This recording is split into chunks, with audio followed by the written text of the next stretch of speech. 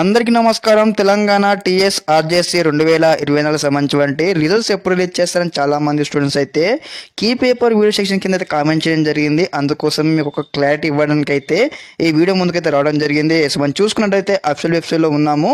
మనకైతే ఆల్రెడీ ఏదైతే key papers ఉన్నాయో మనకైతే రిలీజ్ చేయడం జరిగింది. మ్యాథ్స్ ఎంపీసీ కావచ్చు, బైపీసీ కావచ్చు, ఎంబీసీ కావచ్చు.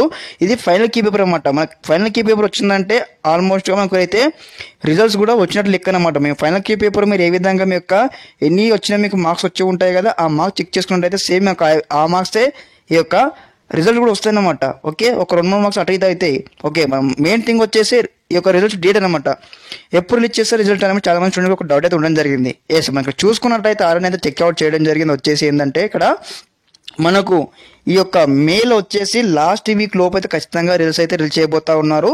ఇక్కడ మనకి ఏదైతే సర్వీస్ అని కనిపిస్తా ఉంది కదా, ఇక్కడ వచ్చేసి లాస్ట్ డబ్బులో కూడా ఇక్కడ సర్వీస్ దగ్గర వచ్చేసి మనకైతే రిజల్ట్స్ సంబంధించిన లింక్ అయితే ఎనేబుల్ చేయడం జరుగుతుంది. అక్కడ న్యూ అని కూడా న్యూ రిజల్ట్ చెక్ అని ఒక లింక్ అయితే ఎనేబుల్ చేస్తారు. అప్పుడైతే మనం అయితే స్టెప్ బై స్టెప్ అయితే రిజల్ట్స్ చెక్ చేసుకోవచ్చు.